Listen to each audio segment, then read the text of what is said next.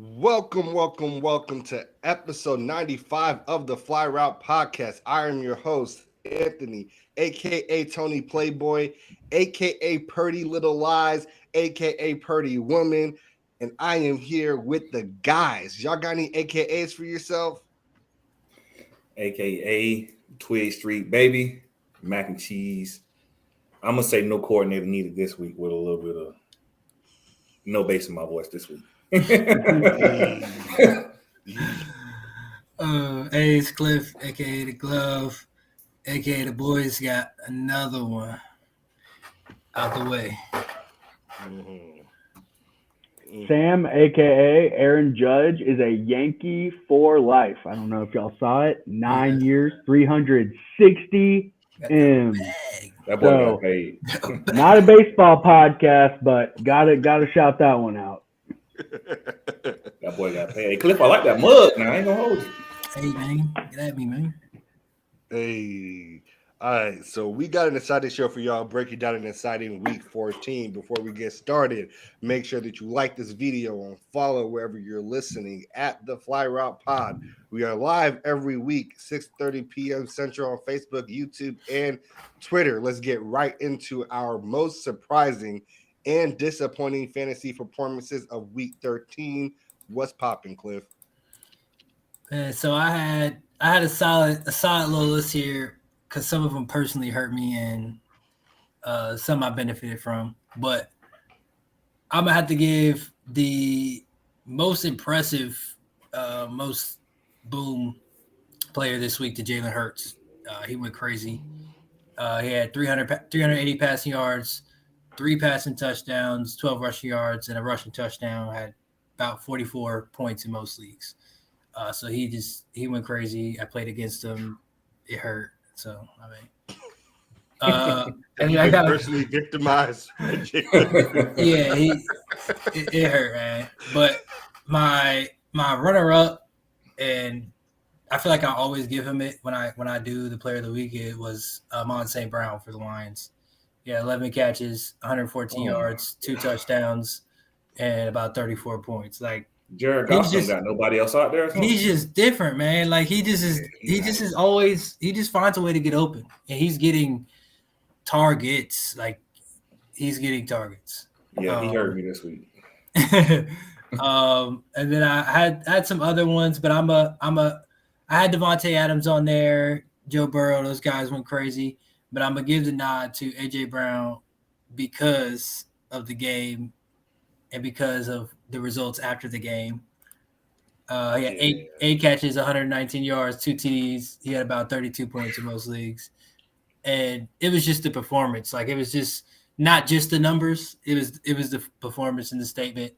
And then the Titans end up firing their GM, who made the decision, essentially, is what everybody is under the impression of, to trade A.J. Brown, and he came and did that to them. So, big shouts to AJ Brown, even though he's with the Eagles, unfortunately. I don't know why they fire him now. They like it's a surprise. He's been doing that to the whole league. No.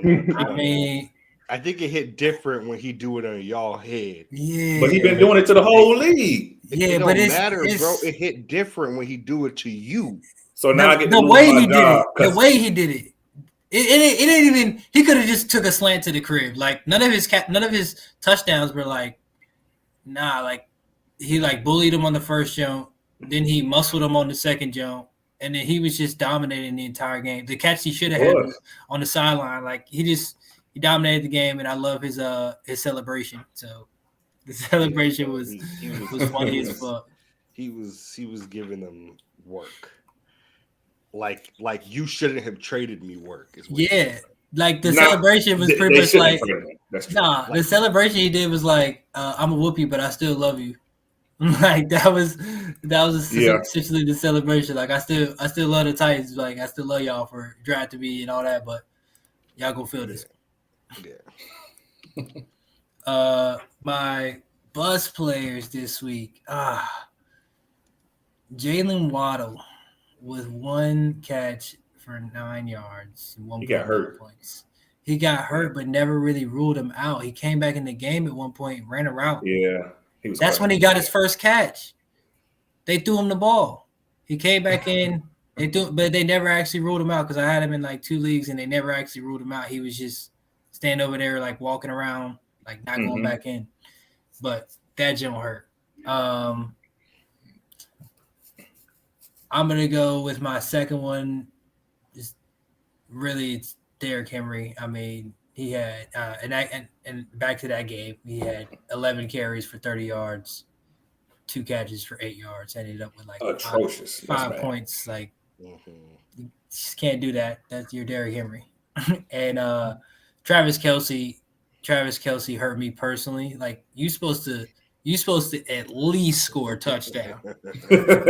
All that other shit, like you supposed to at least score one of them things. He ended up with 7.6, but it's Travis Kelce. Like you just can't do that.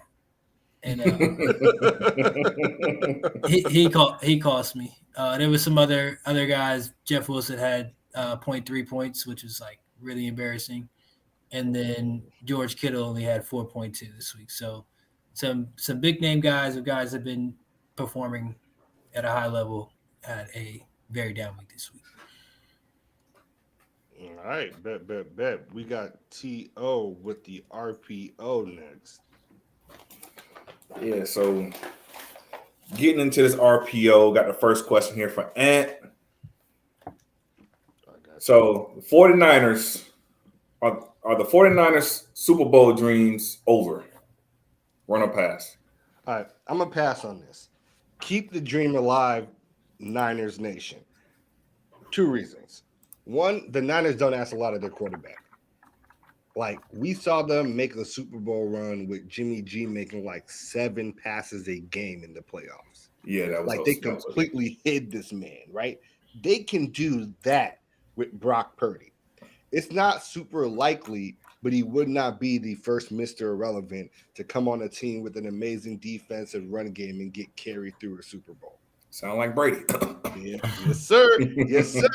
2, there's a chance that Jimmy comes back by the conference championship game if they really need it.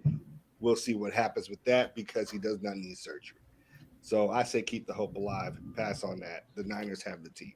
I agree with that one because, I mean, he played solid for them, stepping in against that Dolphins defense and being able to get the job done. Like, that was pretty impressive. So, I mean, I like that. Next question here goes to Sam. So, is it safe to say that the Bills will be fine without Von Miller? Run or pass? I'm going to run with it. I think the Bills have enough on defense to make up for the loss of Von Miller. And Von Miller really went there this year as kind of maybe a last-ditch effort for him to get another Super Bowl ring, to be a player with a ring on 3 different teams. So I think that the Bills were strong enough to contend in the AFC with or without Von Miller to start the year, but it is a big loss. For sure. Definitely agree with that. I feel like he was just more so like a final chess piece or like icing on top. That's like, okay, he should help us get it done. Like, we don't need him to play every down, but the situations he's in the game, we know he's going to be effective. Yeah. So moving on here to Cliff. Will Mike Tomlin have his first losing record this season? He's had 15 years straight with a winning record. Absurd. Run or pass? It's going to be close, but I think with his last games being, he got the Ravens without Lamar. He got them twice, right? Or he got the Browns. Yeah, somebody twice. Yeah, but he got the Ravens without Lamar. Then he got the Panthers, which I think they could win a game like that. Then you come back with the Raiders. I think that's another game you could steal because the Raiders give away wins sometimes. So, and then you come back with the Ravens with Lamar. I think the Ravens don't lose to them twice. And then you got the Browns. I don't know if anybody watched. I know a lot of people watched Deshaun Watson. Oh, it was bad. The defense scored 3 touchdowns. They didn't score. They only had 3 points on offense. I'm not gonna overreact because it's his first game, his first real game back in a whole season and 11 games. So that's a long ass time to not get no. But It looked bad. the one pick he threw was bad. Look So ass, nigga. It looked terrible. We gonna digress this, but if that situation stays the same, that Steelers defense is gonna get after his ass. So I think he gonna find a way to not have a losing record for real. They look better with Jacoby Brissett. But they should look better with Jacoby Brissett, considering how long Deshaun Watson hasn't played football. But I mean, you go and play a bottom tier team. Like, I understand that it's still an NFL team, but you go and play a bottom tier team, like, and you only can score one field goal, even with still having Nick Chubb, Kareem Hunt, Amari Cooper. Like, you got the talent. That ain't the issue. They strapped Nick Chubb ass too. He was about to be on my most disappointing. I think he had like 8 points. Didn't get in the box. Like they shut down that off. I don't think that offense effectively moved it into the red zone. Often. I think they probably only had maybe one, or if but I know they were in the red zone. They were in the red zone when he threw that terrible pick. Yeah, right? Yes, they were. Yes, they were. Yes, they were. The defense scored 3 touchdowns. That was insane. The punt return and then the defensive touchdown. The punt return was the first. They had 2 of them. The fumble was crazy too. That it just popped out of nowhere and they picked it up and was like, "Oh." Yeah, that defense bailed him out because you supposed to lose that game. That defense bailed him out. So we gonna see how he progresses for the rest of the season. But I think that's one the Steelers can still. And like I said, so I think that out of those games, I think the only one they definitely lose is one to the Steelers, and I think the Panthers, the Raiders, and the Browns are susceptible to take an L. So he got to win 4 out of the last 5 to keep that streak alive and make it to 16. So just one for everyone. So can the Ravens defense carry Baltimore without Lamar Jackson? To what? I mean, keep them afloat. I mean, to what? I ain't say they was going to win anything. I just said keep them afloat. All you got to do is win the division. You can make the playoff. I'm asking, like, what do we determine, like, keep them in it, keep them afloat? I think he means make the playoffs. I mean, I don't know, man. Since he's on their ass, and since he's been playing ridiculously good football, like Joe Burrow, I mean, we already knew he was nasty, but this is different. Like, we can stop doing this every year, hopefully, where people are like, is Joe Burrow like really actually bad? Like, no, shut the fuck up. He's amazing. I mean, that's fact. Joe Burrow. I swear, he gets sacked 5 times a game, and people are like, to start the season, always start this narrative like maybe Joe Burrow is a fraud. No. Yeah. Maybe Joe Burrow is a fraud. Sam has had enough. That man some protection. Yeah, Sam has had enough. They did, and it was not protected. The protection was not protected. He said, "Don't worry, your personal protector is in town." Yeah, that was the problem. The protection was not protected. And he had no preseason because he had surgery, so like he wasn't really up to snuff when the season started. So that's like a valid excuse. But neither here nor there. The protection was not protected for Joe. All right, so I think we're all passing on the defense keeping the Ravens afloat. So that was it for the RPO. Okay. All right, bet. Let's get right into the players of the week. All right, so a lot of this was already touched on the fantasy players of the week, but we'll start with A.J. Brown. That's who I give the player of the week to. Insane catch, like stat line, 8 catches, 119 yards, 2 touchdowns, and 1 GM fired. Literally. That's wild. That's wild. Like, that's wild. Like, he told the boys from the Bussin' with the Boys podcast, as they were all on the Titans at the same time, and he texted him, "It's up today, family," before the game. like he let them know it's up today. Honorable mention to Devontae Adams, who had 12 catches, 177 yards, and 2 touchdowns as well. I don't give player of the week out to quarterbacks. They can just have the MVP award. Defensive player of the week is a Cowboy. Cliff. I got you here, Deron Bland. 5th round rookie from Fresno State. was targeted 5 times, gave up 2 catches for 9 yards, and had 2 picks. That's They OD. targeted the man 5. Yes, That's OD. Hey, after Anthony Brown, who he got hurt, like I'm sad for him, but who do everybody throw at? Like if you go throw consistently, you throwing it Anthony Brown. Like if I'm just tired of looking at it. I'd rather see somebody else get beat. I really am tired of looking at it. So I'd rather see somebody else get beat. It's unfortunate. It's unfortunate that he got that injury that he has and he's out for the season. But I think that gave an opportunity for a rookie to step in and show what he can do. So I'm excited to see what they can do, what those young guys can do. Our team's actually really young, and I'm excited about it overall, especially on that defensive side. 2 picks on 5 targets is wild.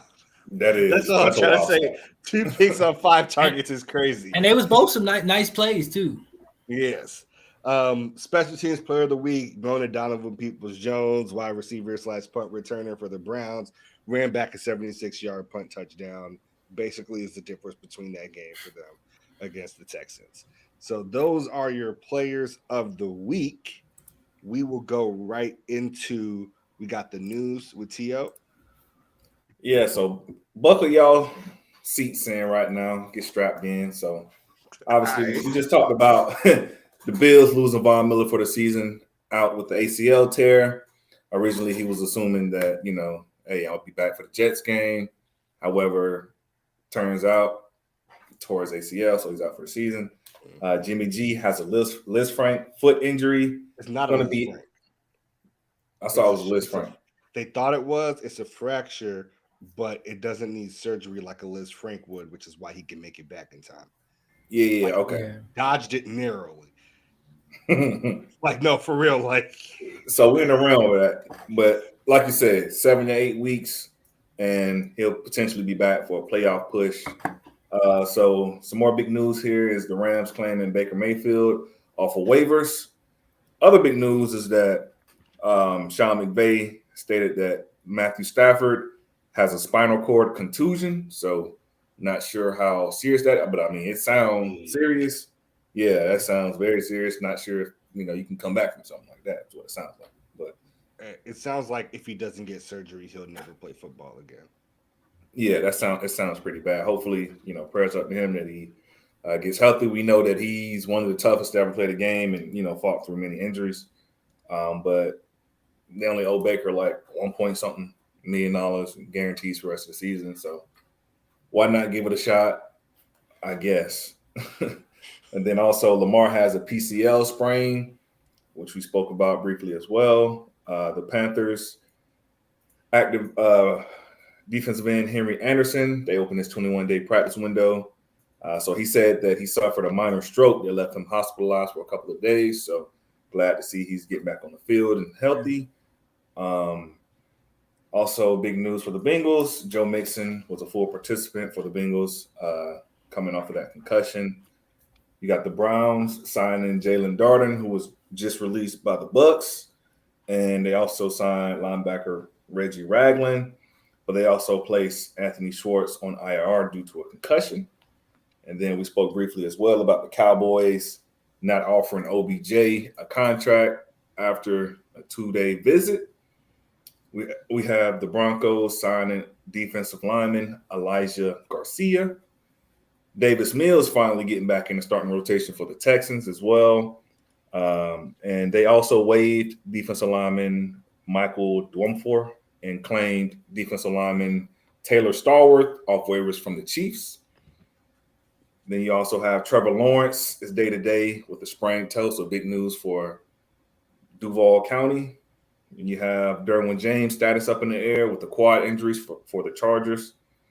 You have the Vikings designating running back Ty Chandler and Cam Dantzler. And then they also placed tight end Ben Elliston on IR. All right, who are these niggas? I ain't even gonna lie to you, bro. Listen, Cam Dantzler was that starting corner out on the other side of Cam Dantzler actually. But like Ty Johnson playing, I actually know who Ty Johnson is because I'm like Chandler. deep in the shits. Ty Chandler. Oh, I don't know who that is. I lied. He's a running back. That's He's running back. But Mark Ingram's slightly tore MCL. He's going to be out 4 to 6 weeks.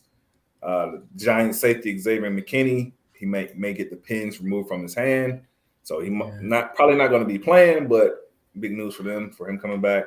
You have Eagles cornerback Avonte Maddox, 21-day practice window open. The Bucks linebacker KJ Britt designated from IR, and the Titans signed defensive back John Reed from the Falcons practice squad. So that sums it up for our news this week with all the major headlines, injuries and signings, and for this week.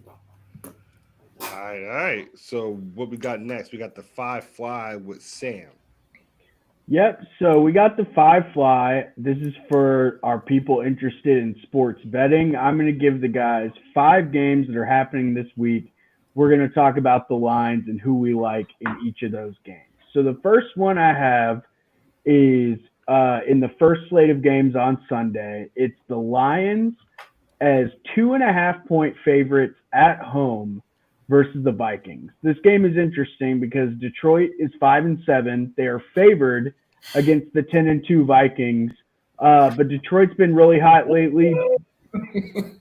And it actually opened up with the Vikings favored, but so many bets were put on Detroit that they had to move the line, apparently. So initially, Vegas had the Vikings as the favorite, but people just overwhelmingly bet Detroit, I think, based off of how they handled Jacksonville last week, and people have kind of been on fraud alert about the Vikings the last couple of weeks, especially with their point differential and their defense. So the Lions are 4-1 in their last 5 games, but only one of those games has been against an opponent with a winning record. That was the Giants in Week 11. Like I said, they're coming off the really big 40-14 win against Jacksonville.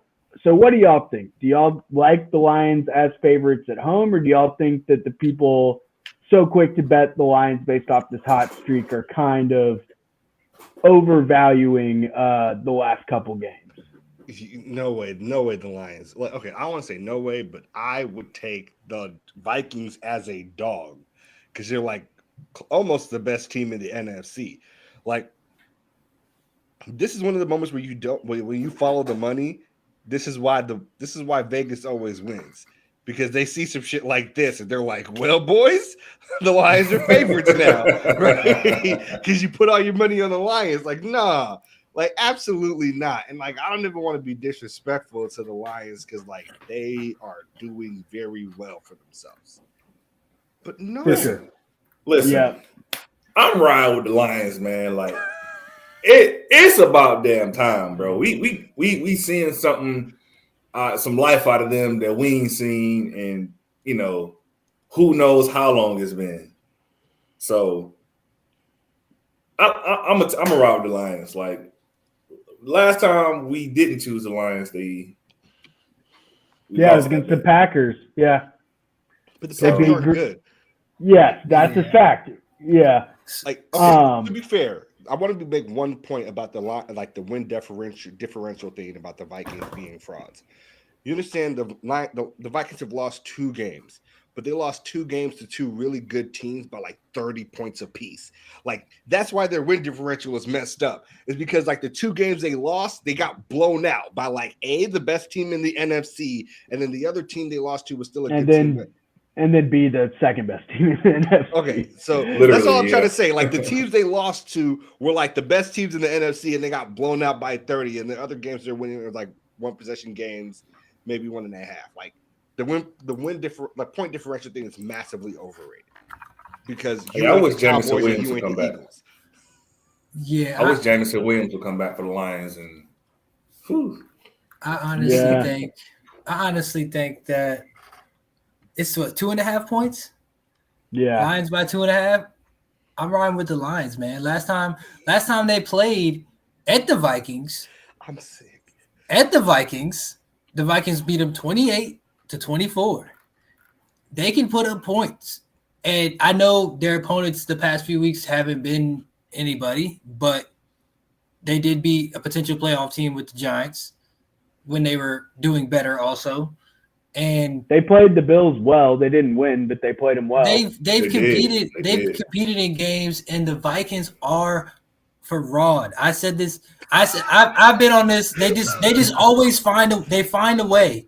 They find a way to blow it. In that close of a game last time while y'all was at home, now you come to Detroit. I think they're definitely gonna cover the spread. I think they probably beat them by 3 or something like that. Like I ain't gonna hold it's gonna come down to the end, and that's gonna be it. I wouldn't be surprised. Like I don't blame everybody for betting on the Lions. That's why they was like, oh, we'll bet against it and get paid. And that's why they was like, whoa, we gotta ease this back the other way. We gotta ease this back the other way because they know also that it could happen. So they should have beat the Bills. Gave up that last minute BS with no time on the clock. Yeah, so. I love this game. And honestly, I love this game so much. I'm going to take the Vikings too, just so it's a 2-2 split between us. I can definitely see Detroit winning this game too. Especially like it's hard to beat a team 2 times, like especially the second time being on the road beating them. And Detroit is hot at the right time. But I'm going to take the Vikings. I'm going to take the Vikings, so we have an even split on this. You don't even want to take the Vikings, right? Stand on that shit. We know who you really want. We know who you really want to take, bro. Stand on that shit, because I'm taking the Vikings over here. No, I'm taking the Vikings. I think the Vikings get it done, and I think this game deserves to be a 2-2. It's spicy. You don't even mean that shit. No, you don't even mean it. The Vikings. Hold on. The Vikings beat the Cowboys and the Eagles are the only 2 teams to beat them, and the Eagles are the 1 seed. The Vikings right now are the 2 seed, but the Cowboys are the 3 seed. So the 2 teams that are up there with you got your ass whooped by. You didn't lose. Like you weren't competitive in those games. The Vikings ain't them teams, bro. That's all I'm trying to say. The Vikings not them. They're not. You mean the Lions are not the them, Lions? Right? Sorry, the Lions not them. Yeah, sorry, the Lions not them. That's all I'm trying to say. The Lions are not them. But they really blew the game to the Bills as well. They should have lost that game, even though they should have. They blew it. Snuck that one out. Yeah. All right, let's be real. The Bills love kind of just like fucking up shit that shouldn't be fucked up. Like that's like a Bills. I wish they would do that against us. Damn. I'm just saying. Remember when the Bills lost to Jacksonville last year, and not just kind of lost, like they got they got the word. Yeah, that's just some like shit. The Save your Bills thoughts. Save your Bills thoughts. All we'll right. get into that in a second. All right. I'll move into that game now, actually. The Jets are 9.5-point underdogs on the road against the Bills. Some context. 9? Yeah, 9.5 points. So this line is really interesting to me. In the 2 games Mike White has played, they beat the Bears by 21, and then they lost by 5 to the Vikings, who played the Bills very close and ended up beating them. The Jets have beaten the Bills this season 20-17 in a game where Zach Wilson threw for 150 yards, but Breece Hall also went off. Josh Allen had 2 rushing touchdowns in that game, but no passing TDs and threw for 2 interceptions. So the Jets secondary had a good game against him. Do you think the Bills blow out the Jets, or do you think the Jets come within 9 points and cover the spread? I'll start with T.O. Honestly, I think the Jets can beat them again. Like, their game plan was really good. He didn't throw any we talking about Josh Allen didn't throw any touchdowns? Yeah, that's wild. So, I mean, clearly, whatever game plan they got is we finna follow the same recipe. Like, I can see it, honestly. And you won with Zach Wilson, who we all know at this point probably is more likely is a bust. Only threw for 100-something yards. And we all, I feel like, believe Mike White is the guy in New York for them. And, he can get the job done. So, Breece Hall's gone, but I still think they can get it done. Like, this is a team that you play twice a year. It's always going to be a tough matchup. You're not going to blow them out. And it's not going to be 9 points. So, I think it's another, He said take the money. Three or four. Whoever wins probably going to win by 3 or 4 points. So that's one for the Jets spread, and T.O. would maybe even take the money line in that game. What about you, Anthony? I'm with T.O. here. T.O. not wrong. Like, I just feel like the one issue with this Jets team this year with the Bills this year has been like Josh Allen throws picks and likes to throw them in the red zone for some reason. But he ain't gonna do it against us though. I don't know. It looks like everybody like hooping against y'all. They really come. No, but I ain't gonna cap though. Like that one where he was like out of bounds, damn near, and threw it back across. Crazy, yo! Everybody stopped. All the defenders were like, "Oh, it's a touchdown," and I'm like, "Bro, why you looking at him, bro?" That shit would have hurt my feelings if I was y'all. Ain't no way. Like, that shit was crazy. Like, he will do that, but he will like throw the most mundane pick of all time. That's the thing. Like, he rises to the challenge, but when the game is mundane, he'll throw a random pick. And like, I just think because of that, until they fully clean that up, which has gotten a little bit better the last week or two, but until they fully clean that up, I just don't see the 9.5 point spread against that Jets defense. Yeah, about you, Cliff? I agree. I think Max, the Bills, if the Bills win, they win by 7, like touchdown. Like they're not covering the spread. It's just gonna. It ain't that kind of matchup no more. The Jets are competitive in that division. Like it is what it is, and they're not getting the Jets out the way off the ease. I know it's different though. It is different, totally different quarterback, totally different run game. So offensively, I don't know if the game plan is the same. Defensively, you know what the game plan is, but offensively, I don't know if the game plan is the same. I mean, I don't see why they would change it really. Run the ball. They got multiple backs that can be effective in the run and pass game. And then, I mean, Mike White, original Cowboy. Shout out. By the way, what happened to our guy, James Robinson? Phased out. Disappeared. He disappeared. He disappeared before he even showed up. Disappeared before he even showed up to the party. So that's a 4-0 for the Jets to cover the spread then, because I'm with y'all. I was kind of shocked to see the 9.5 points. That looks like a beginning of the year. We think the Bills are OP and we think the Jets are terrible type spread. Which, I mean, the Bills are really good, but the Jets have been really good too. So I was just surprised to see that, and I'm with y'all.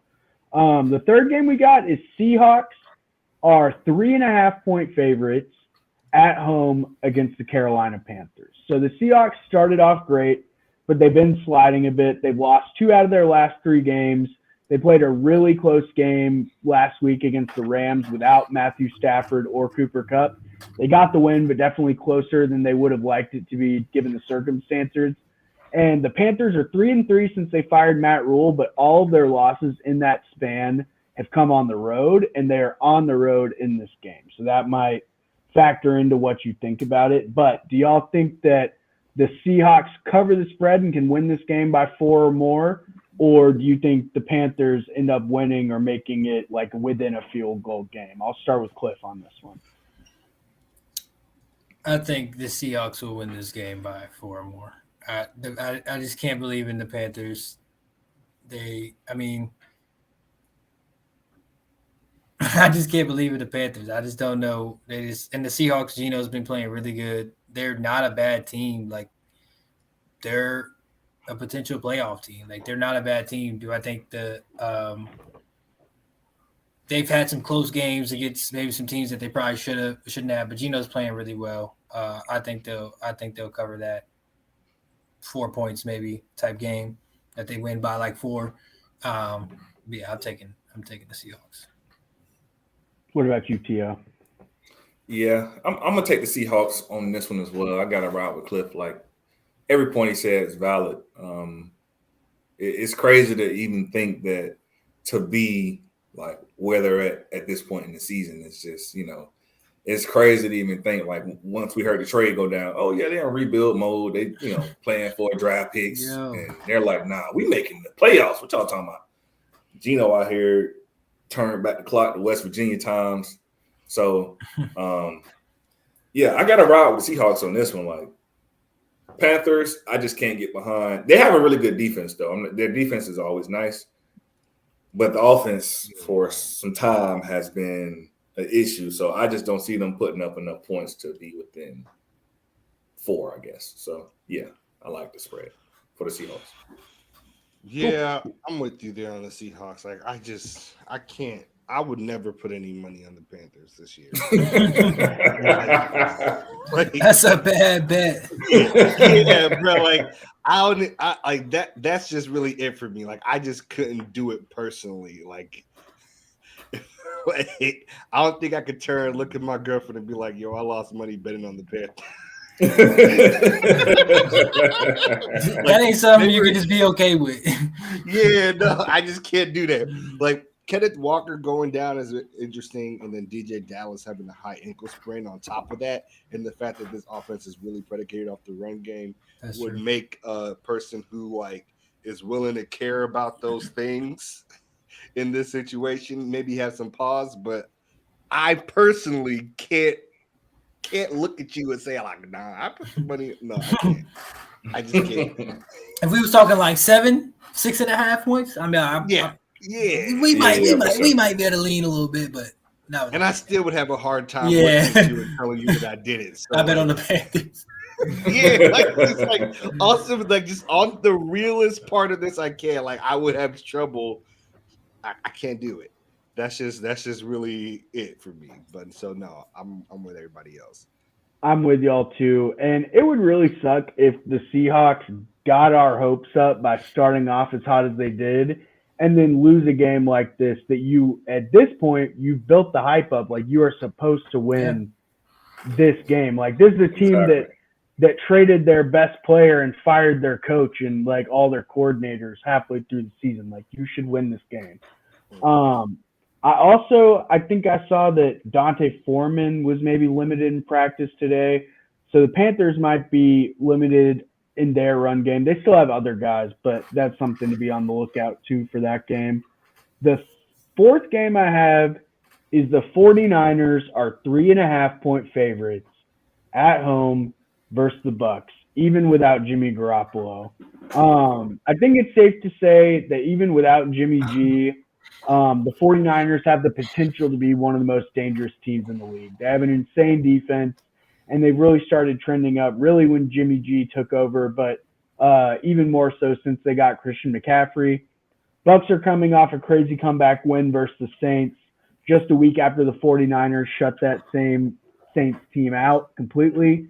The 49ers took care of the Dolphins this past week and are looking to solidify their team. Their spot is potentially one of the best teams in the NFC. We were talking about this with the RPO, that even without Jimmy Garoppolo, they might just be built to where a backup quarterback can sustain things, or third string quarterback in this case, can sustain things long enough to potentially make a playoff run and get Jimmy G back for that. But in this game, the Bucks are back in control of their division after a win, despite a bunch of early struggles with the O-line and the run game. Leonard Fournette is back and looking a little bit better than he was before to start the season. So what do y'all think? Do y'all like the Bucks as underdogs on the road with the 3.5-point line, or do y'all think that the 49ers take care of business even without Jimmy G? This is tough, bro. I'm not even gonna lie to you. This is tough. But honestly, I'm a rock with the Bucks here. Like, it's tough. The only reason I say that is I feel like Tom, off of that game-winning, drive, gained a lot of confidence, and I feel like that Bucks team gained a lot of confidence then too. Like, and if we finna get that time for this last stretch of the season, I just don't see Brock Purdy putting up enough points to beat this Bucks team, who their defense is not like they got a slap defense either. So, the past couple of years, the Bucks defense has been pretty stout as well, especially against the run. So, I mean, Brock ain't gonna be able to win this game throwing 7 to 10 passes. And I don't feel like. I mean, yeah, like I said, y'all know how I feel about Debo. I like him as a player and as a gadget player, but as a true receiver, not so much. Here we go. Do you think they start using him a little bit more like a running back now that Jimmy G isn't playing? I feel like they're going to have to, but at the same time, it's hard because you have CMC who you also need to get the ball to. So it's like maybe some wildcat stuff like that, but you're gonna have to get them the ball, but I don't know what they're gonna do. But I mean, Kyle Shanahan is a great offensive mind, so like it's not like I don't have faith in them putting up, any points. But when we talk about, arguably, the GOAT coming to a team that, hey, he said they chose Jimmy G over him, that man can turn up. What do you think, Anthony? Yo, I'm real torn on this one, man. Like, I tough. just don't feel good about this either way. Because, like, you want to believe that, like, regardless of Brock Purdy, the 49ers are really set up to be good regardless of the quarterback. But I can't do it. I'm gonna take the Bucks +4. And I'm not saying they win, but a field goal game, something like that happens. But I can't do it. I can't do it. But I feel like this is one of those moments where you like bet Brady +4 and like you get proven wrong because like his team isn't what it needs to be everywhere outside of quarterback versus a team that is great everywhere outside of quarterback, like legitimately great.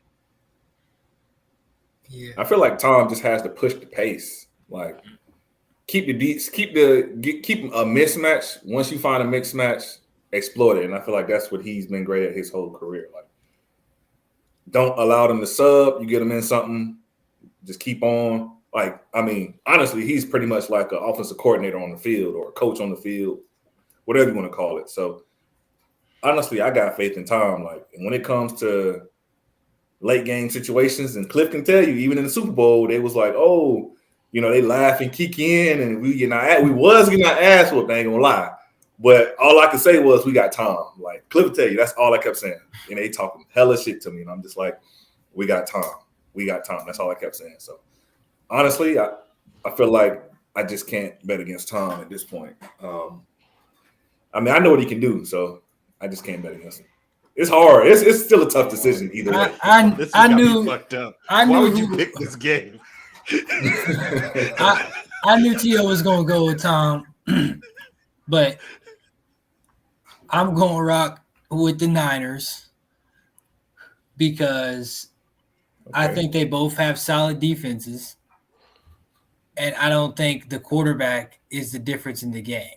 I think the Bucs offensive line is not good, and if Tristan Wirf's not there, they're not good.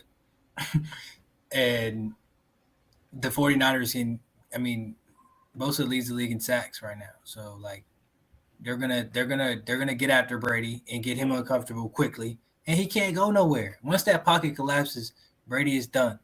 That's all you have to do is get pressure, play coverage long enough to get before they get home. You give him time, he gonna find somebody eventually. But I think that defense is going to get after him. I think it's going to be a great matchup to watch the Niners try to run the ball against that defense because that is what they are built around. And if I'm the Bucs, I'm going to be like, I'm just going to bring everybody, bro, and I'm going to say beat me with Brock. That's what I'm going to say. But I still think. But they'll beat you with the screen game. Like that's what I'm saying. Like, Brock will do a little dump off the CMC, and CMC gonna do some CMC shit. That's what I'm saying. They got guys that are mismatches in their own. Like that Debo. You could say Debo. I mean Kittle. Don't forget about Kittle. Like Kittle is. That's true. There's not many people you'd be like, yeah, he can guard Kittle. Like. No, like I feel like Levante David can do a good job. He's a really good pass coverage. He probably not gonna win every time though. I ain't saying he can win every time. I'll tell you, Devin White can't do it. He's little. Fast as hell. He's little. He's little. Get your little ass. The one thing he got is speed. He fast as hell, but everything else is like, bro, he be getting exposed out there. Like the Ravens was exposing him. Yeah, I think. So I don't know. I think that I just can't bet against.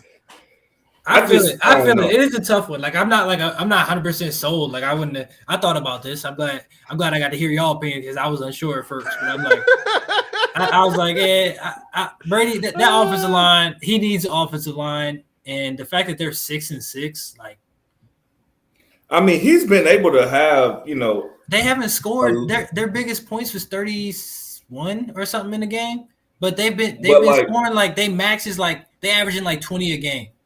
But he's I'm not gonna lie, like a lot of the time, like some of the stuff I've been seeing too is Brady has missed a lot of throws too, like overthrows, Yeah, we saw things of that nature. So I feel like I don't think that's gonna last long. Like I don't know if it's gonna be this week or whatever, but we also know it's not just the Niners that's gonna be running quick game screens and whatever. Like we know the Bucks are going to do that. They're gonna run screen passes. They're gonna run quick game. Weapons doing that are you more afraid of?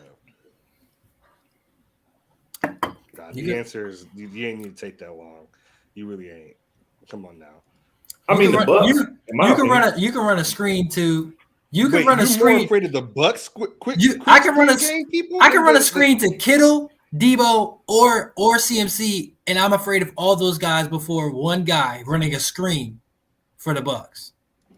Tell me one guy. Would it be Godwin? I agree. It would be Godwin, and that's why I'm like, stop it. Right, because that's not right. It would be Godwin, but I wouldn't take Godwin over any of those three though. Yes. I'm not saying that, but I'm just saying they are talented. Like Otten, who's a young tight end for the Bucks, is nice because Cameron Brate is still he's been out. I don't know when he's coming back. I don't know. But then you have Mike Evans, who size wise for the matchup with Mike Evans. You got Chris Godwin and you got Julio. Mike Evans ain't killing niggas on. Mike Evans isn't killing defenses on screen passes. This man that had 1,000 yards every season. Okay, on the deep ball. Like that's all I'm trying to say. And with Tom missing on the deep ball right now. I think Tom. I don't think he's gonna keep missing those throws though. Tom need to go ahead and hang it up after this one. I don't think he's gonna keep missing those throws. They know what he hanging it up after this one. Their young running back, Rashad White. I saw that. Like, no, Rashad White is decent too. Not sure if Sam know who Rashad White is, the young running back, but he's been doing really good with their running game and stuff like that. So honestly, me personally, like I said, I just can't rock against Brady going to his hometown team against a rookie quarterback. I picked with you. I picked the same side as you. I'm just saying, like that is a fact. hey, what same side as you. What if Brock turned up and beat Brady and he was Mr. Irrelevant? Was he not? Yeah, Brady was a 6th round pick. Like, hey, what if? Yeah. That'd be some crazy. That'd be tough. That'd be dope. I'm not ruling it out. I'm just rocking with the Bucks here. Like that's all I'm saying. I'm rocking with the Bucks. I think this game is really good. I think I got to go with the 49ers, which makes it a 2-2 split for us on this one. I just think, like, man, I see the Bucks lose to the Panthers and the Steelers, like, in the last, 4 or 5 weeks, bro. Like, they were struggling. They still struggling. They just won a game 17-16. They almost lost to the New Orleans Saints. Like, if the Saints coaches weren't complete cowards, bro, the Saints would have won that game. But they want to kick field goals and not go for anything. Neither here nor there. I think this game is really like it's here and there. They beat the Rams 16-13. Like, guys, like they've been struggling, but they're not a good. They lost to the Browns 23-17. They're not scoring any points. They beat the Seahawks 21-16. That's a solid team. That's a good win. Lost to the Ravens 22-27. Panthers 21-3. Like they're not a good team. This is consistent out this season. Like they're not a good team overall. They can win. They're gonna win some of these games down the stretch, but I mean, we can go and look at arguably the best team in the NFC, like the Eagles, for example, barely beating the Colts, but then y'all smacked them. But I said that, and y'all told me they was still like that. But they putting up numbers outside of those games, though. They still putting up numbers and playing really good ball on both sides of the ball. They have an offensive line, and they have a quarterback that can avoid pressure when he does get pressure. Like that's not even their highest scoring game was 31 points against the Chiefs, and they lost 41-31. That's their highest point scored in the game this season. I do think the Bucs will end like 9-8 and make the playoffs because no one else in the NFC South is doing anything. But they fucking finished the season against the Panthers and the Falcons. 100% 2 division dubs to cap it off. But they got a tough one with the Niners, the Bengals, and then the Cardinals before that. Yeah. So they could very well lose 3 out of those last 5. And I wouldn't be surprised. I'm saying I'm just siding. Like it can go either way, and I think it could, but I'm just going to side with the Bucs. I think they can steal this one. Yeah, I still wouldn't be surprised if they won either. And I'll move into our last one, and this one is funny because it's 2 teams that burned us last week. It's the Dolphins favored by 3 points on the road against the Chargers. We all had the Dolphins winning as road underdogs against the Niners last week. That was the first game they've lost that Tua has started and finished. You 3 had the Chargers bite you in their loss to the Raiders. Raiders still undefeated since Derek Carr cried. Did I not pick the Dolphins last week? We all picked the Dolphins. Oh, okay. Yeah. That's fair. I don't like this one. What's the spread? So the Dolphins -3 at the Raiders.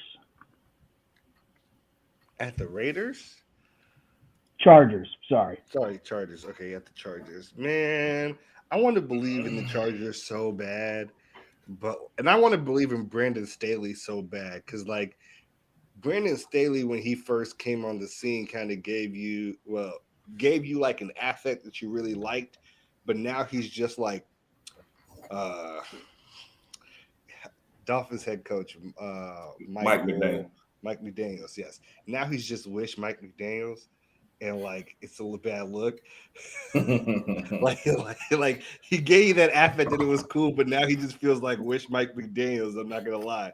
So I'm gonna take the Raiders, man. Like no. Dolphins. I'm gonna take the Dolphins. Chargers. I'm going to take the Dolphins. I don't know what the status of Jalen Waddle is. That's important. Yeah, you got me all fucked up before, but I'm going to take the Dolphins. I don't know what the status of Jalen Waddle is, but I feel like that game against the 49ers did 2 things for me. It made me remember that Mike McDaniels is very good, but Kyle Shanahan, like, that's your man's. He taught you what you know. Like he put you on game. We said that was going to be a good coaching matchup. Yeah, it didn't look like a good coaching matchup. It like he got out coached. He was looking at Tua on the sidelines, being like, "Yo, my bad, I fucked that one up." And which I thought was a dope moment, right, for Mike McDaniels. Like I think that's something that his players will like enjoy because like they're like, "Yo, he took responsibility for that stuff, accountability, all that good jazz," right? But he got out coached. He did, and like it was apparent. So I don't know, man. I'm gonna just go with the Dolphins. Bro.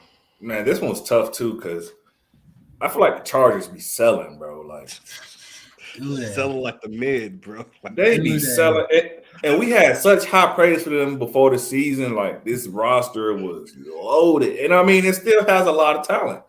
A lot of injuries too. A lot of injuries, but even pre-injury, they were selling. So, man, this is tough. I ain't gonna lie, but I'm gonna rock with the Dolphins here too. But I mean, I can see it going the other way if you got Mike Williams and Keenan Allen, yeah. So that's going to be huge too if they play. This is tough, but I don't know. I feel like the Chargers coaching staff, I feel like they be getting out coached a lot, or like a lot of their decision making. I'm just like, what are you doing? So they be out coaching themselves. Yeah. So I'm gonna rock with the Dolphins. Yeah, it's a tough decision though. I'm gonna go the same way. I'm gonna rock with the Dolphins. The Chargers just blow games and just look like a bad team sometimes. And I mean, if we're gonna be real, I was just talking about the Bucks are not a good team at 6-6. The Chargers are 6-6. They're scoring more points, but they still losing games. So I think the Dolphins are gonna get a bounce back dub against the Chargers. I mean, I think it's just one of those games, and I'm taking the Dolphins.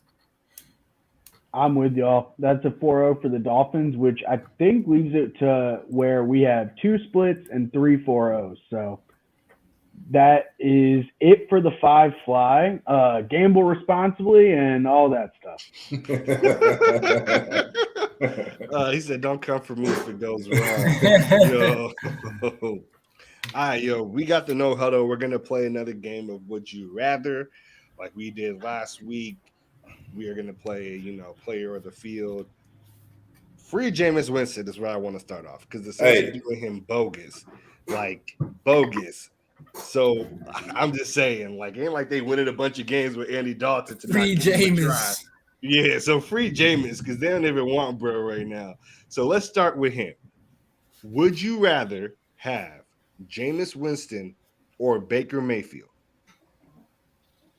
I'm Gotta go, Jameis Winston. Yeah. Jameis. At least he can see over the D line. What you mean? Goddamn. That man got cut after they took the hit off the cat, and you got cut. You got cut, bro. Like he not it, bro. He not it. Yeah, bro. he's not it. We all knew he wasn't it, man. Everybody wanted to have hope because he was Baker Mayfield, but he's not it, man. It's unfortunate. It's real unfortunate. Damn, you not all right, yo. He might look a little better with Sean McVay because he's supposed to be an offensive genius. He should put him in better situations. So yeah, but they still don't have nothing there. Y'all got enough. Okay, that's fine. I mean, everybody's on Jameis. All right, so Jameis Winston or Russell Wilson? Don't do that. I still gotta go Russell Wilson. I think this is. What you gotta say. I feel like he is due for a big comeback next year. I think the first year is gonna be a struggle with the new team, but I don't think Russ is cooked yet. Shit, I'm taking Jameis. Russ cooked. He cooked. Hey, y'all remember a couple of seasons ago? I don't remember. It might have been Peyton Manning, closer to the end of his career. This man had like 7 touchdowns in one game. Yeah. Russ only got 7 touchdowns? Yes. It was in Denver. He did do that in Denver. That is true. Bro, you got 7 touchdowns. Yeah. And they even added we ain't got there yet, but they even added the game to the schedule this season. Or you pack up. I'm done. I'm done with my boy Russ right now. They don't score any points.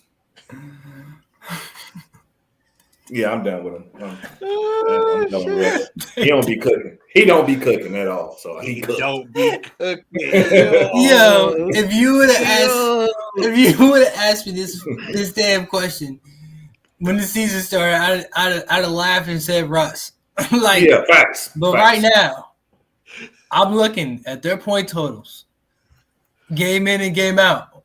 They not scoring no motherfucking points. We were talking about the Bucks. They not scoring no points, bro.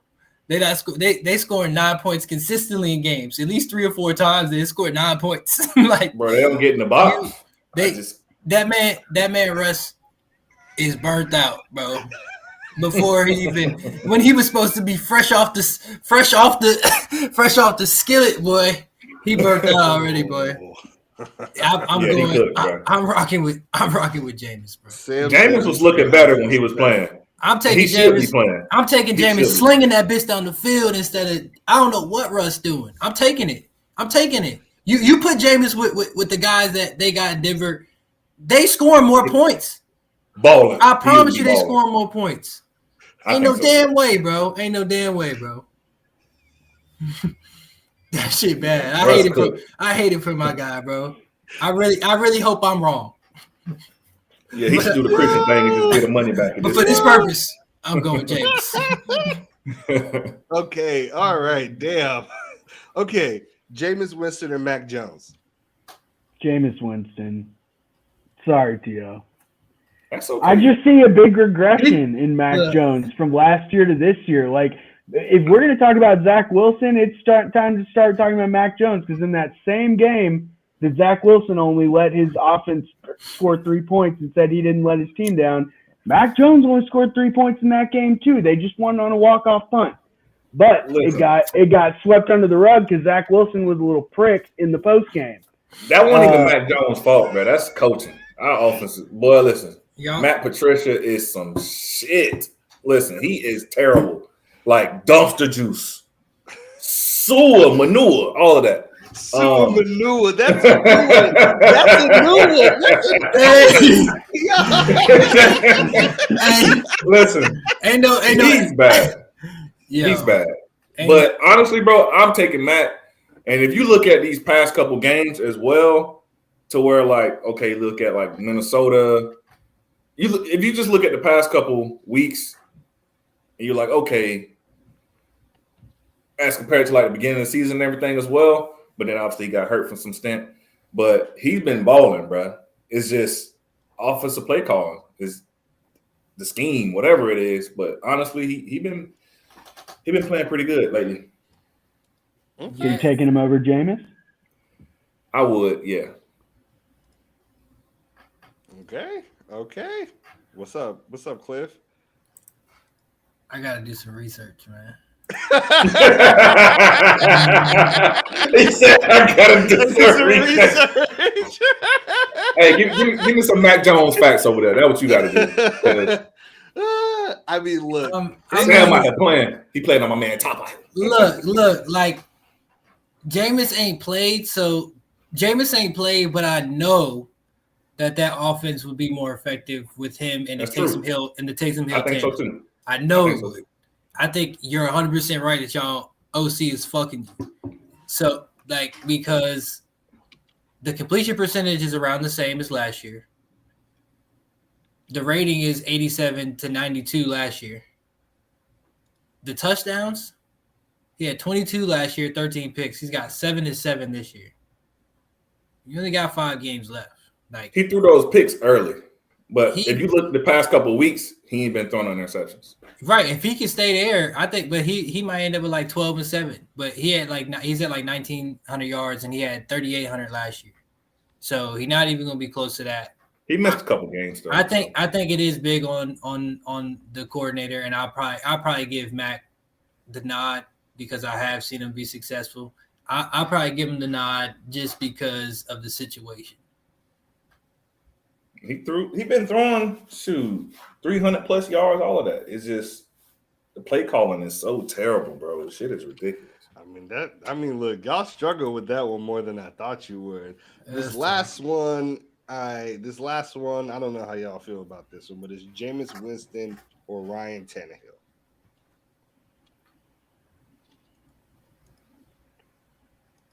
I'm going Jameis, bro. I just think he's got more talent. Like, yeah. I feel like if you put Jameis Winston with A.J. Brown, he would have looked a lot more explosive in that offense, and it wouldn't have taken going to the Eagles to see that. So I feel like Jameis's deep ball would unlock some of Tennessee's weapons more, and they wouldn't have to rely so much on just Derrick Henry plus throwing sometimes. Agree. I think we definitely, in this point, I think Jameis gets the nod to me over Tannehill. The arm talent we know he still has the arm talent. It was the decision making, especially for a couple years in Tampa, that was the question mark. But then, honestly, I believe that was corrected when he went to New Orleans under Sean Payton, and then before the injury. I mean, he was looking good. You know what I'm saying? He wasn't turning the ball over, and Tannehill he just ain't it. That's our analysis. Yeah, he just ain't it. He just ain't it. Yeah, he just ain't it. Yeah, that run game definitely blankets or helps him look better, I think. He definitely benefits from that run game. Obviously, any quarterback probably would, but I just think that run game definitely makes him look a lot better than he might actually be. And like Sam's point, if he had Jameis, if AJ Brown would have had Jameis, he probably would have looked. They would have been way more dangerous, I think. So I agree with that. All right, let's pick up the tempo and go into the next person. The next person I got is Derek Carr. We're talking Derek Carr because, as Sam said, since he cried, he has not lost. So I want to talk about this. We've been thinking about this next season, even. Would you rather have Derek Carr or Jared Goff? I'm gonna go Derek Carr. I don't even think that's a question for real. Yeah, I think I'd go Derek Carr too. Okay. I mean, look, Jared Goff been out here putting up numbers quietly. He has. Yeah. It gave me some pause. It definitely did. But I feel like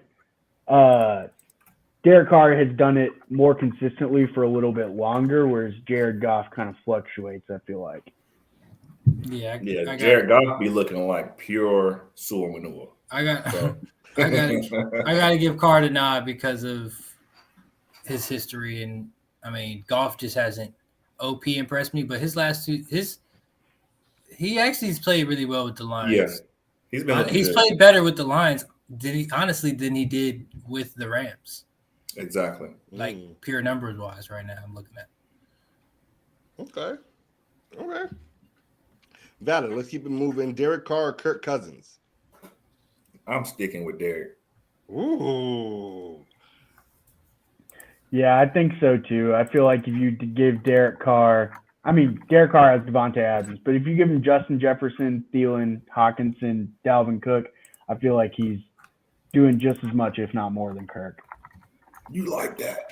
Hey, talk that. Man, Derek was not playing with y'all. Yeah, I definitely gotta go with Derek. He's just you give Derek Justin Jefferson. I mean, he got Devontae Adams and Waller, so he got. That's what I'm saying. Y'all so he got weapons too, but he ain't had Waller damn near like for so long though. Yeah, I just think he got Tay. He got weapons, but he puts up numbers. He's been putting up like MVP caliber numbers for a long time. Like he put up some good numbers for a long time.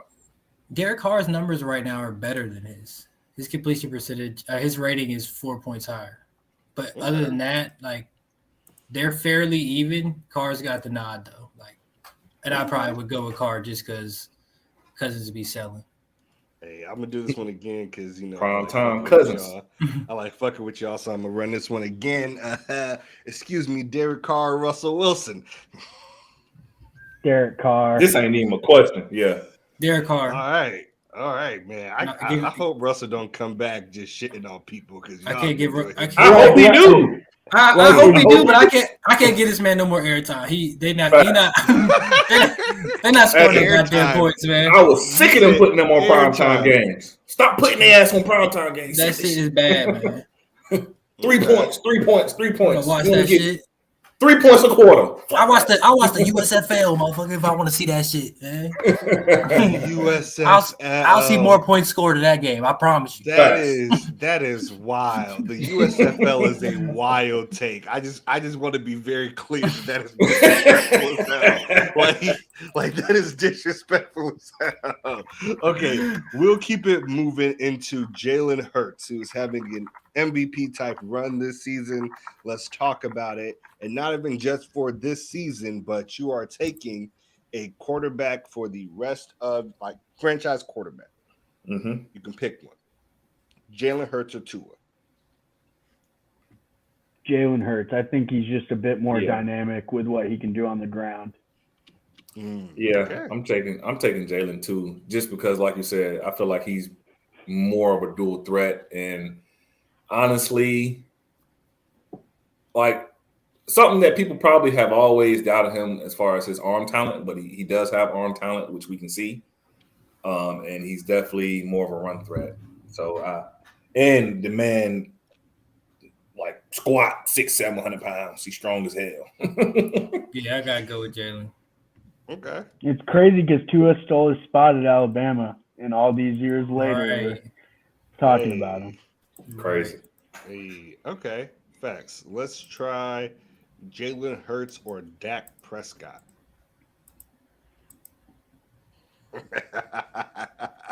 Jalen Hurts for the same reason. And I think if I'm looking Yeah. to the future, I just got to go with the younger guy who's on the up more. Yeah, I think Jalen definitely does have. I think he's he's dynamic more than Dak is. So that's probably why I would have to give it to Jalen. I'm gonna vent for a second. Dak.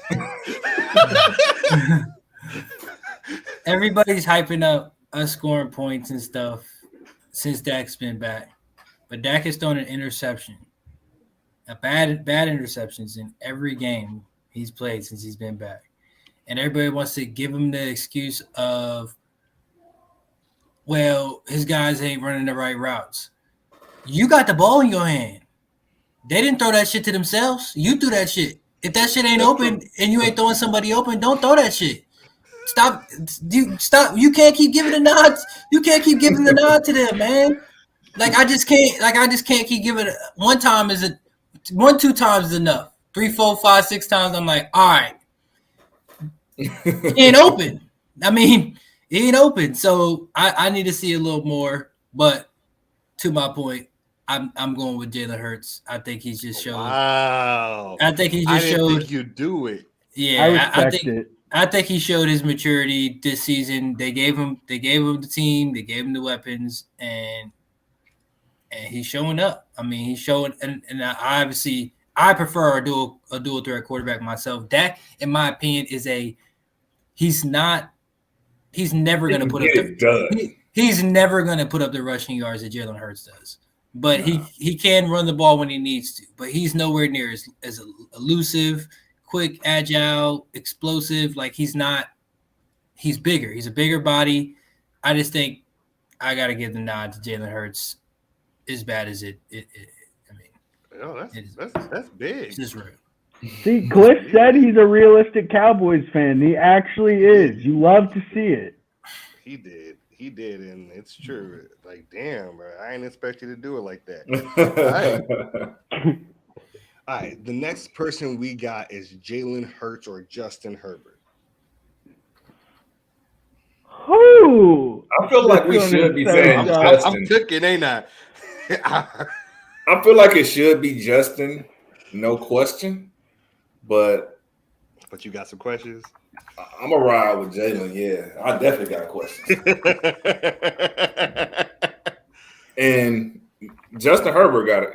He definitely still has some crazy arm talent. But for that dual threat ability, I'm still rocking with Jalen. Yeah, I think same thing. I feel like there's a lot of people who are quick to jump the gun on declaring Herbert would be the MVP, and his arm talent's insane. But I just think the arm talent plus the rushing ability for Hurts gives him the edge right now. And I mean, one of them's a MVP candidate, and one of them is not right now. It's Jalen Hurts. It's Jalen Hurts, man. That man. Ooh. Y'all was talking real spicy about not y'all, but the ether of y'all. You know what I mean? Mm-hmm. Anointing, my man. He's doing it through the air, and he's got 20 passing touchdowns. I'm not even looking at his rushing. He got 20 passing touchdowns, only 3 picks. Got 108 QBR. You remember when Keith said he couldn't get them touchdowns? I mean, he's what he's gonna be. Probably on pace. I don't know how many rushing touchdowns he's got. But he got 20 passing ones right now, and I know his rush number is different. He pretty much had 3,000 passing yards.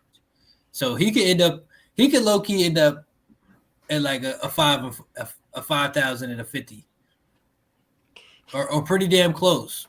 That's pretty different. 5,000 total yards, 50 total touchdowns type shit. I don't know how close he is in the rushing. I'm probably way off, but they got 5 more games left, and he's the main focal point of the offense. So he definitely rushes the ball a lot once they get in the red zone. So I can see it. Yeah, I gotta go with Jalen. Yeah, someone actually commented on that video recently on YouTube saying "Damn, y'all really saw this coming." I was like, that dude is kind of nasty. He really liked that. He really liked that. Okay, let's see. Jalen Hurts or Lamar Jackson. Fuck. This feels so disrespectful. I think I have to take Lamar for this one, even though he's not having a better year. Yeah, I'm taking Lamar too. I feel like he's just been doing it for a little bit longer. He has the same dual threat of being a run and a passer. And if they would get him a weapon, I feel like he would be able to do a lot of the shit Jalen Hurts is doing right now if he had A.J. Brown. So I got to give it to Lamar, I think. Yeah, I'm giving Lamar. That man be having people ankles touching foreheads and, just making people looking stupid out there. So ankles touching forehead. he's just – that man is different, bro. Like, elusive-wise, like, his dynamic ability – over Jalen Hurts I feel like is pretty big. Like, the only thing is he don't have nobody to throw the ball to. It ain't like he can just sit back there, whatever the Michael Vick commercial, and throw it 70 yards and catch it. So if he has some weapons, his numbers I feel like will look a whole lot different. But if we put Lamar in that Eagles off, undefeated, beating everybody by 50. Okay. Hey, okay. You said that with your whole chest. Yeah. You said that with your whole chest. Okay. All right. Let's see. The last one I'll give y'all, and I feel like this one is a little bit more obvious for people, but Jalen Hurts or Joe Burrow. I'm taking Joe Burrow, and this is the only young quarterback who can't run that I would take over Jalen Hurts, and it's just winning. Like, the winning is just different. He's done it at every level so far. And, I mean, Joe Burrow destroyed Jalen Hurts in the college football playoffs. I know that's, before their NFL career started, but, like, when we see them faced up against each other in a playoff situation where it mattered, Joe Burrow destroyed Jalen Hurts. So, and coming off a Super Bowl appearance and just beating Pat Mahomes for the third time doesn't hurt either. So I got to go Joe. Right. Yeah, this is a tough one, though. I ain't going to hold you. Ooh. I'll probably have to rock with Burrow, too, just as a pure passer. And he just is very different. Like, I think he can put up similar numbers. Like his throwing abilities, like, it's pretty elite. And he's got weapons he's throwing to as well, but he don't really have no protection. Like, imagine if he wasn't getting sacked as much as he was getting sacked, bro. Like, numbers would be OD. Bro, that's what I'm saying. So, yeah, I got rock with Burrow too. That's a tough one though. Yeah, it's definitely tough, and I think I'm gonna rock with y'all going with Burrow too. But it's tough. That's tough. Okay. I mean, look, Jalen Hurts has really changed the way people viewed him as a quarterback this season. I think that's what this definitely shows. So that's what we got for the no huddle. We got Sam wrapping us up with the Ballers Bouquet. Yeah. So for our last segment, we do the Ballers Bouquet. Too often in the media, people focus on only the salacious things that athletes do and the nonsense that they might get themselves involved with time to time. Here, we like to do things different. We like to focus on the positive that athletes are doing every day in their communities that often goes underlooked in favor of like more clickbaity stuff. So for this week's Ballers Bouquet, I'm giving it to Jared Goff, Detroit Lions quarterback, and he's Detroit's nominee for the Walter Payton Man of the Year Award. Since joining the Lions in 2021, Jared Goff has continued his long-standing devotion to youth in the community by pouring his time and resources into Detroit area schools. This year, Goff and his brand, JG16, developed a partnership with a nonprofit organization, Give Merit's FATE program. And in collaboration with 4 FATE students, Goff designs and sells clothing products that ultimately provide college scholarships to students in Detroit. The group works with a designer to create clothing that captures the heart of the initiative, and Jared Goff matches 100% of the profits, which awards 175 Detroit youth working on real-life business projects with a scholarship upon completion of the program. And this is something that he's continued from his time in LA when he was with the Rams. So each team gets a nominee for their Walter Payton Man of the Year Award. And those are being announced now. We've done a couple of Ballers Bouquets of people that have been their team's nominee. in this season. So keep a lookout on if you want to be more up to date on the philanthropy that's going on. There's a big cause going on right now that the NFL players are doing with their cleats, called Cleats for a Cause, and each player will wear cleats that represent a different philanthropic cause or charitable cause that is close to home with them. The Browns were the team that they highlighted with this last week, and it goes hand in hand with the NFL's Walter Payton Man of the Year award. So a big shout out and congratulations to Jared Goff for all the work that he's doing in his community, and continue to do that in addition with playing some really good football. So that's our Ballers Bouquet.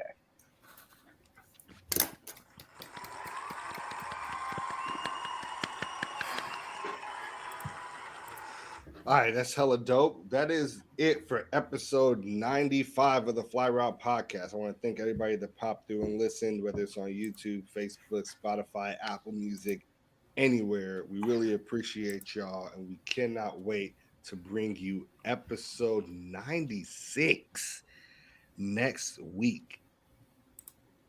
The Fly Route Pod. The Fly Route. The Fly Route. The Fly Route.